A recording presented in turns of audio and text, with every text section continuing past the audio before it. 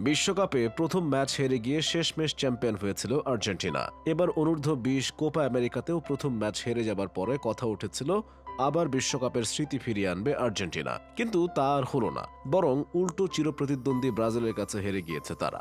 Copa আমেরিকায় ব্রাজিলের বড় দল হারলেও ছোটদের কাছে পাত্তা পায়নি আর্জেন্টিনা। হেরে গেছে 3-1 গোলের বিশাল ব্যবধানে। ভিক্টর রোক এবং অ্যান্ড্রো সান্তেসের মতো তরুণ তুর্কিদের সামনে পাত্তায় পায়নি জাভিয়ার মাসচেরানোর শিষ্যরা। 2 ম্যাচ খেলে দুটোতে জয় নিয়ে সবার উপরে আছে ব্রাজিল। অন্যদিকে 2 ম্যাচ হেরে পয়েন্ট টেবিলের তলানিতে রয়েছে আর্জেন্টিনা। প্রথমার্ধেই 2 গোলের লিড পেয়ে যায় জুনিয়র সেলেসাওরা। অবশ্য পেনাল্টি থেকে ব্যবধান কমানোর সুযোগ কাজে লাগাতে পারেনি আর্জেন্টিনা। দ্বিতীয়ার্ধের 87 মিনিটে পেনাল্টি থেকে গোল করে ব্যবধান আরও বাড়ায় ব্রাজিল। অবশ্য যোগ করার সময়ে গোল করে পরাজয়ের ব্যবধানটা কমায় আর্জেন্টিনা। 2 ম্যাচের দুটোতে জিতেছে ব্রাজিল, বিপরীতে দুটোতেই হেরেছে আর্জেন্টিনা। আগের ম্যাচে প্যারাগুয়ের কাছে আর আজ ব্রাজিলের কাছে। অবশ্য অনেকটা বলে কয়ে আর্জেন্টিনাকে হারায় ব্রাজিল। ম্যাচের শুরুতে ব্রাজিল দলের অধিনায়ক আন্দ্রে সান্তোস বলেন, আমাদের সময় এসে গিয়েছে, এখন মাঠে সবার একত্রে নিজেদের সর্বোচ্চটা দেওয়ার সময়। মাঠে যেই আসুক তাদেরকে হারাতে হবে। এরপর হাফ টাইমে ড্রেসিং রুমে গিয়ে বলেন, পরবর্তী 45 মিনিটে তোমরা মাঠে নামবে এবং প্রতিপক্ষকে দেখিয়ে দিবে কারা সেরা। চলো সবাই একসাথে এসে আমাদের স্বপ্ন এবং লক্ষ্য পূরণ করি। এই ম্যাচে একটি দুর্দান্ত পেনাল্টি সেভ করেন ব্রাজিলিয়ান তরুণ গোলকিপার পন্টের মরেইরা। ঝাঁপিয়ে পড়ে একদম শেষ মুহূর্তে পা দিয়ে রুখে দেন আর্জেন্টিনার ম্যাচে ফেরার চেষ্টাকে। এরপর কেবল পিছিয়ে পড়েছে আর্জেন্টিনা।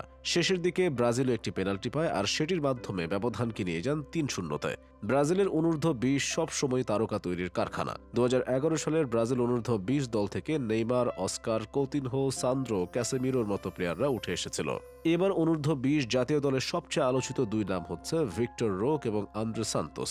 এর মধ্যে আন্দ্রে সান্তোসের দিকে বেশি নজর থাকবে সবার। ব্রাজিলে অ্যাটাকিং এ প্রচুর অপশন থাকে, কিন্তু দীর্ঘদিন যাবৎ একটা বল ক্যারিয়ার টাইপ সেন্ট্রাল মিডফিল্ডারের দেখা মিলছে না। আন্দ্রে সান্তোস ইতোমধ্যে মিডফিল্ডার হয়েও 2 ম্যাচে 2 গোল করেছেন। পাশাপাশি তার পাসিং, ভিশন এবং অসাধারণ। অনূর্ধ্ব-20 দলের অধিনায়কত্বের দায়িত্ব তার কাঁধে। আজকে আর্জেন্টিনার ম্যাচের পূর্বে তার ড্রেসিং রুমে স্পিচ দেখে অবাক হলাম। মাত্র 18 বছর বয়সেই লিডারশিপ কোয়ালিটি চোখে পড়ার মতো তার। চেলসি কিছুদিন আগে তাকে নিজেদের দলে ভিড়িয়ে ফেলেছে। চেলসির জন্যও ভালো একটা ডিল বলা চলে। ব্রাজিলের এই মুহূর্তে সবচেয়ে বেশি দরকার একজন সেন্ট্রাল মিডফিল্ডার, যে ক্যাসেমিরোর সাথে পিভট গঠন করবে মিডে। ব্রুনো গুইমারেজের পাশাপাশি যদি আন্দ্রে সান্তোস ক্লিক করে তাহলে মিড নিয়ে সমস্যা অনেকাংশে দূর হয়ে যাবে। আর আশা করি লুইস এনরিকে যদি কোচ হয়ে আসে তাহলে ব্রাজিলের মিড নিয়ে যে দীর্ঘদিন থেকে যে সমস্যা রয়েছে সেটা দূর হয়ে যাবে। এনরিকে তার ইচ্ছামতো একটা দল সাজানোর সুযোগ পাবে। সাথে থাকবে নেইমার, ভিনিসিয়াস, রদ্রিগো, হালের এনরিক সহ এক ঝাঁক প্রতিভাবান খেলোয়াড়। যদি এদের কাজে লাগানো যায় তাহলে ব্রাজিলের দীর্ঘদিনের শিরোপা খরা ঘুচবে।